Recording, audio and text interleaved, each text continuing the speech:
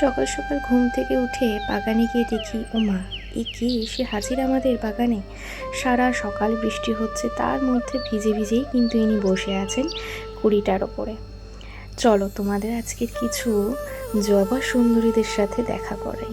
এই যে আমার হলুদ জবা সুন্দরী আমার বাগানে প্রতিদিন দুটো করে জবা ফুল দেয়। আর কেন দেয় এত জবা ফুল, কিভাবে যত্ন করি তা নিশ্চয়ই তোমরা আগের ভিডিওতে দেখেছো কত সুন্দর করে ওরা ফুটে আছে, দেখতে কি অপূর্ব না।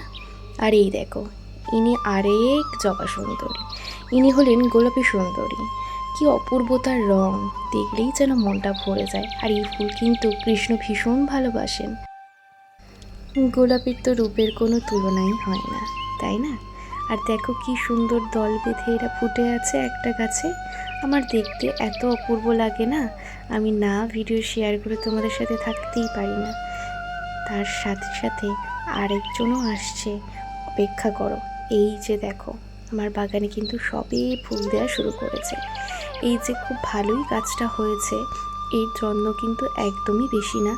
মাটিতে অল্প পরিমাণে সার থাকলেই কিন্তু গাছ এইরকম ঝাংড়া হয়ে থাকবে, আর ফুলও কিন্তু ভীষণ ভালো দেবে।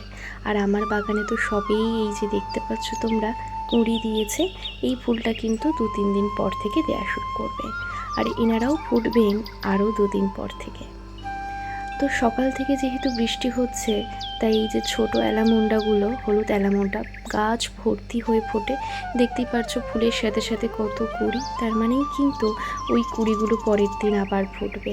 আর এরা যে কত সুন্দর ফুটে আছে, দেখতে কি অপূর্ব না। ওটা কিন্তু ছোট অ্যালামন্ডা। ইনি হলেন আবার হালকা গোলাপি জবা সুন্দরী, এনার কিন্তু কালার আবার অপূর্ব। ইনি ফুটে থাকেন 4 থেকে 5 দিন।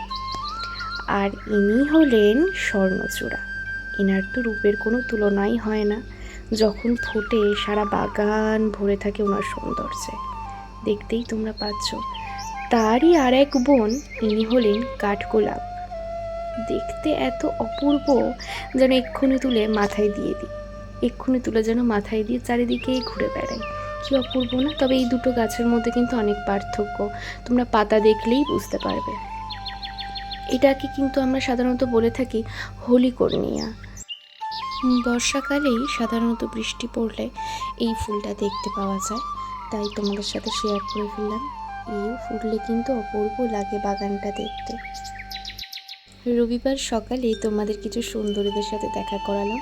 ভিডিওটি যদি ভালো লাগে অবশ্যই লাইক করতে ভুলবেন না, আর সাবস্ক্রাইব করে পাশে থাকবেন। ধন্যবাদ।